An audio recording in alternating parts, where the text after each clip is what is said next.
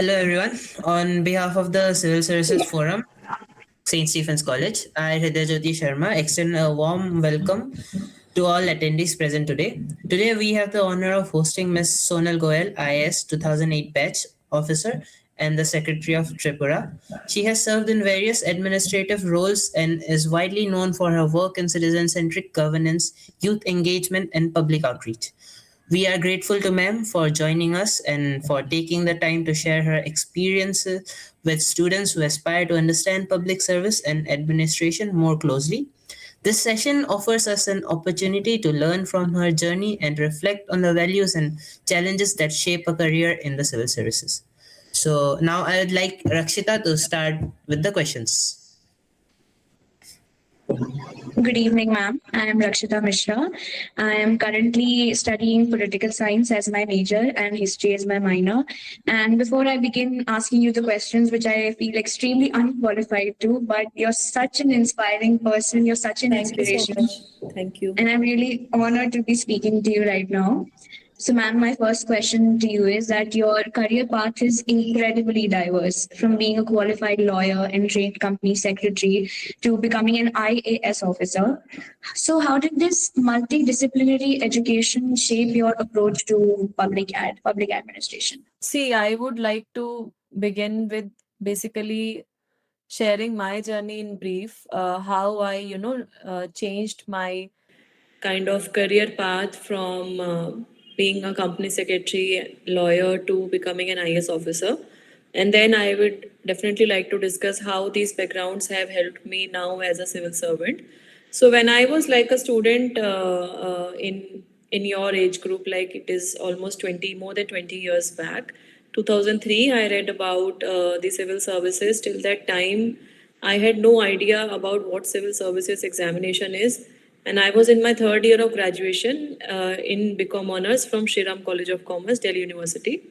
Therein, I read about it, and then I got a inclination that I should prepare for civil services because it will give me an opportunity of working for the people, connecting with the masses, and serving the society.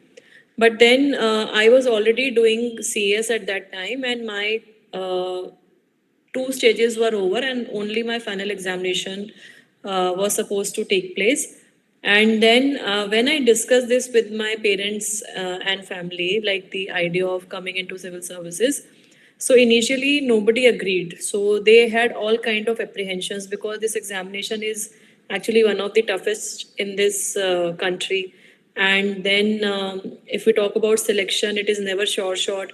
And then this question came that why this shift now? And from my background, we belong to Panipat district, native place is Panipat district, Haryana, which has been kind of driven by patriarchy. So there was this kind of a notion that it is not at all required for females, for young, for the girls to study beyond graduation, and that was the thing which was being getting done with my other cousins, counterpart cousins. So then I kept on, discussion with my parents and family, and then my father said, "Ki okay, if you want to do, we will support you, but you should have a plan B in your life." So, taking Papa's advice, so meanwhile, my graduation was already complete. I had also got placement through my college placement cell, but I did not join because that was a full time assignment. I was required to join in MNC. And then I actually completed my CS first, 2004 examination I gave. In the same year, I appeared for my LLB entrance from Delhi University to just start the law classes. And I also took up my job as company secretary on a part-time basis. So the job which I took was on a part-time basis, so that I wanted that I should finance my higher studies, if not fully, then at least to an extent. And also I wanted to kind of get a bit of exposure in the industry, in the corporate sector. So parallelly, I mean, I started my law classes. I also started my job as a company secretary. And then I started my civil services preparation. So basically, along with civil services preparation, my classes for law, my examination for law, and my company secretary work, all of this was being done parallel. And in my first attempt, I could not clear civil services. I appeared for my first attempt in 2006. Then I wrote prelims, I wrote mains, but unfortunately, I did not get an interview call. So definitely, I was very demotivated. But then I kind of recollected all my strength and energy, and I gave a commitment that now, whatever would be the situation, I have to give my best. I worked upon improvising my weakness. My weakness was at that point of time the general studies subjects like the history, polity, geography. And then I worked very diligently on them. And then in the next attempt, I appeared. I got qualified. I was ranked 13th in my batch when I was selected way back in 2008, May 2008, the results were announced. And then I joined the service. So after joining the service, life actually changed. Life completely changed. I would say that after my rank, I joined Labasna Masuri Academy for my training. Then I got my cadre. My cadre allocated was Manipur, Tripura. I shifted to Tripura and I went there in June 2009. And since then, I would say that yes, my career path has been quite diverse. I have worked in the remote tribal areas of Tripura.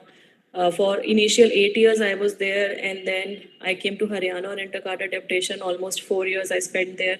Then I went back to Tripura, Agartala headquarter. Then from last 2 years or so, I am in Delhi.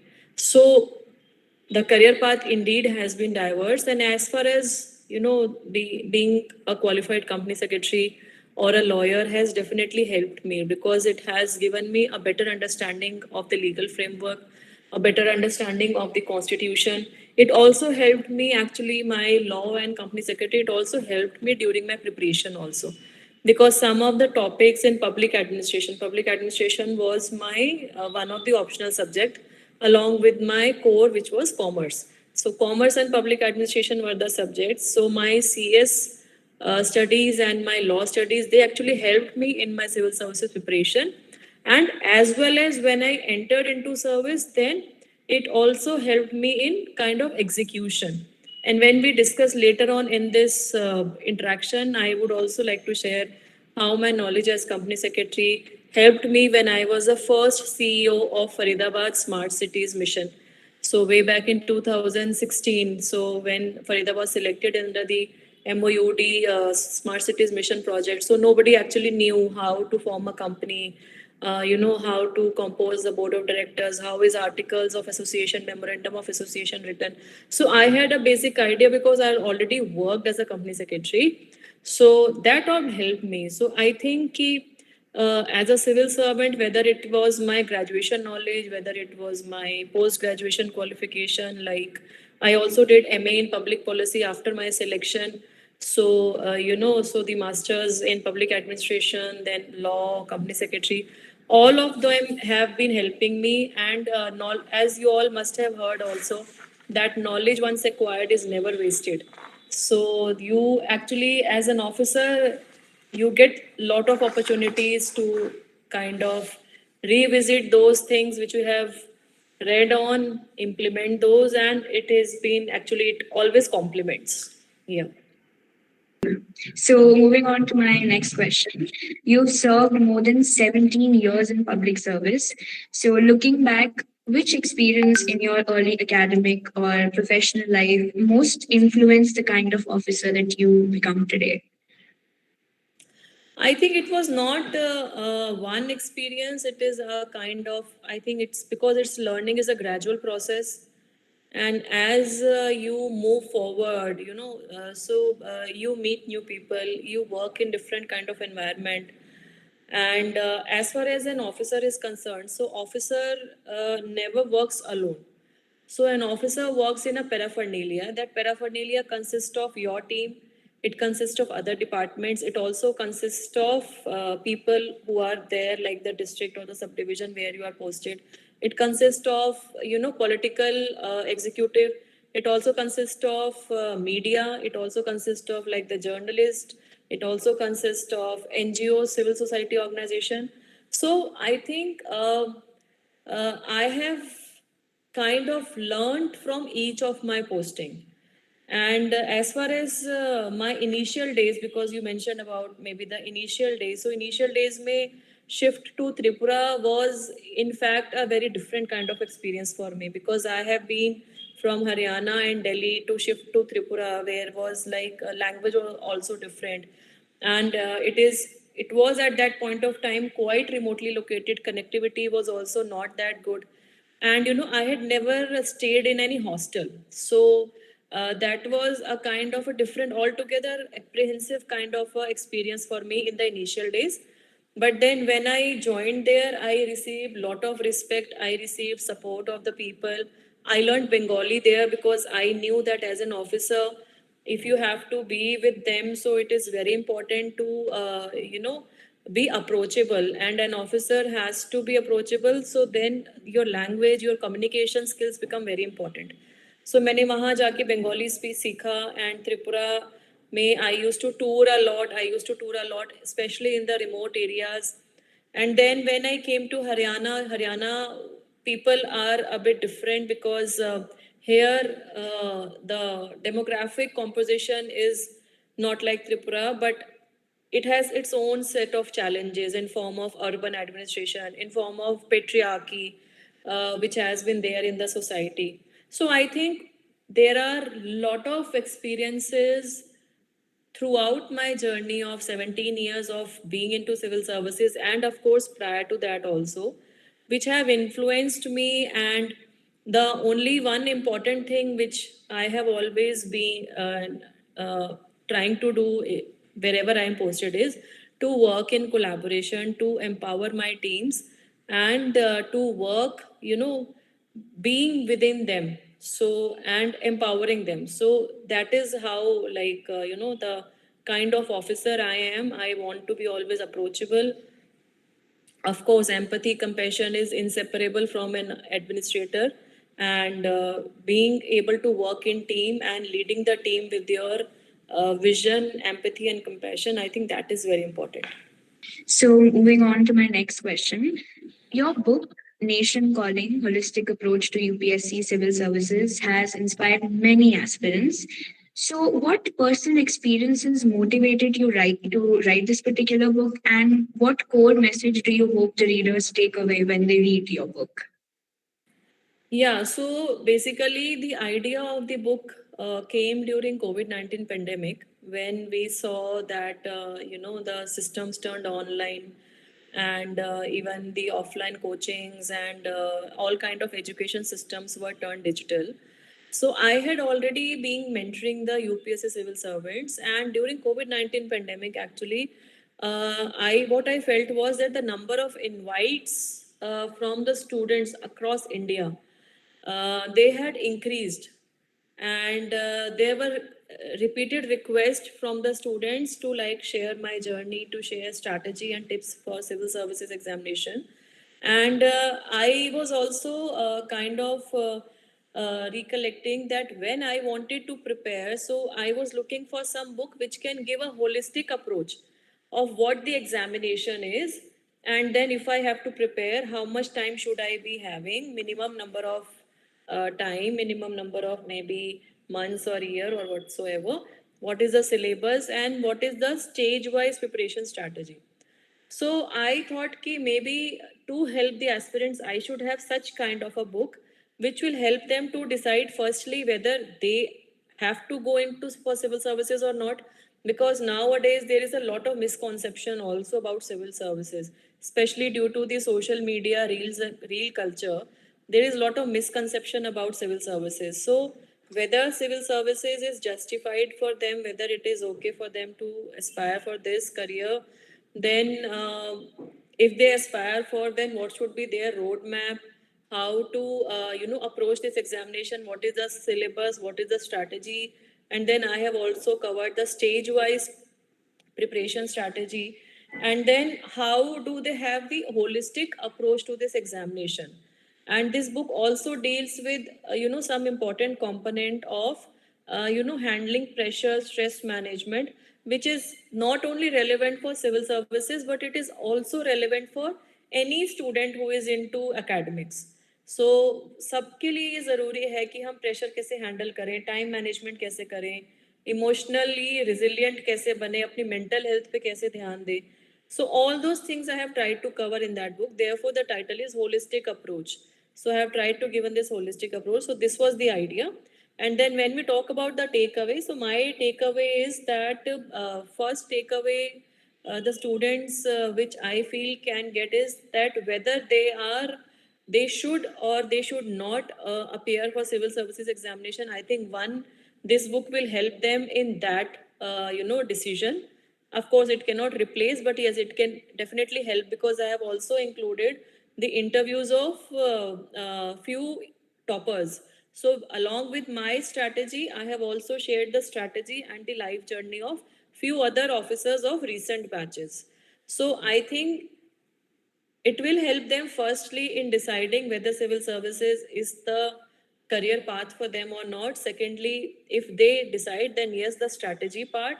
And third is very important, which I say, that how to, manage failure, how to handle self-doubt, apprehension, how to stay emotionally resilient, which I think is very important for all of us. And then the title, which talks about nation calling, it is very, very important. The most important takeaway is that how the career choice or how the plan which we take for our life, how will it contribute to nation building?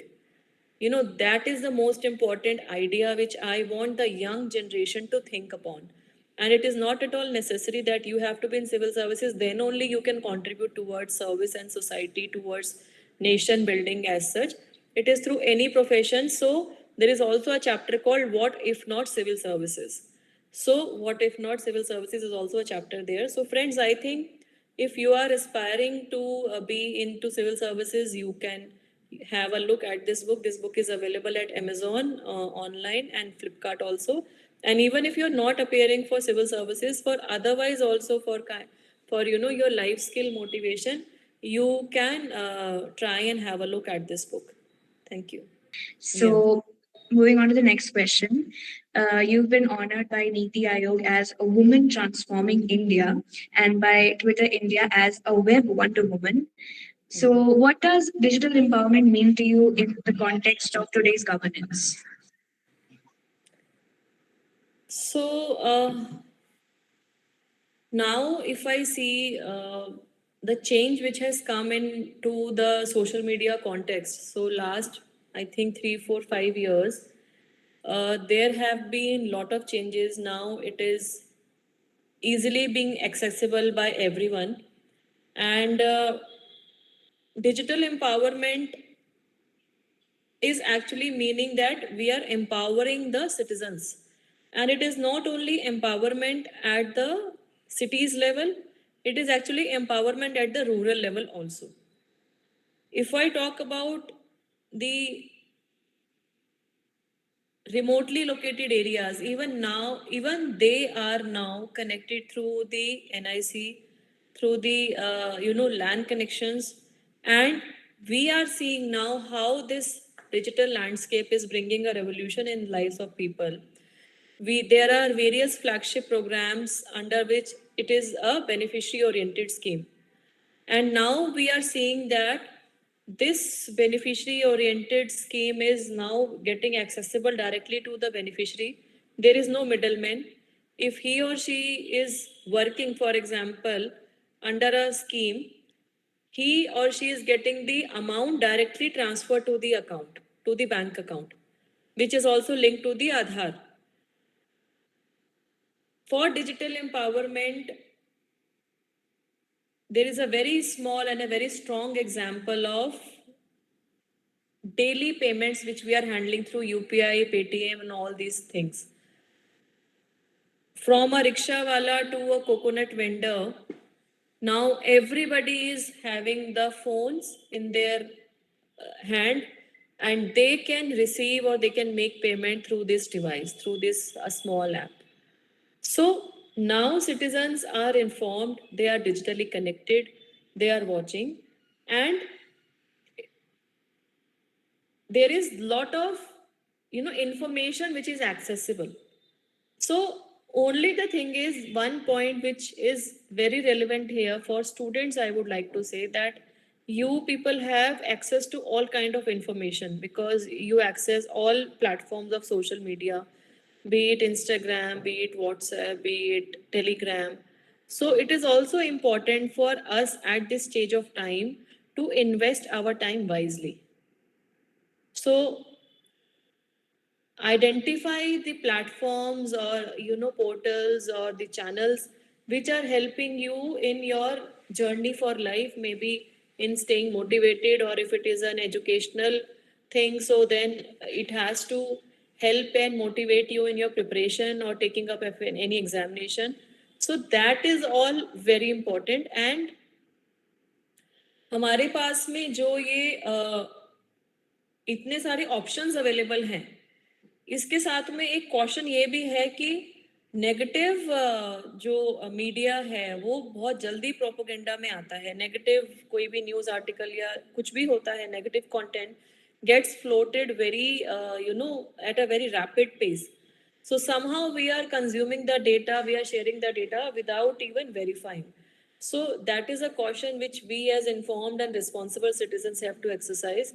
And also, uh, unfortunately, there are now many such content creators, so-called content creators, with due respect to all of the effort which they are doing, but जो reels या जो content हमारा available है Instagram पे specially, it is almost close to vulgarity, it is almost close to nudity.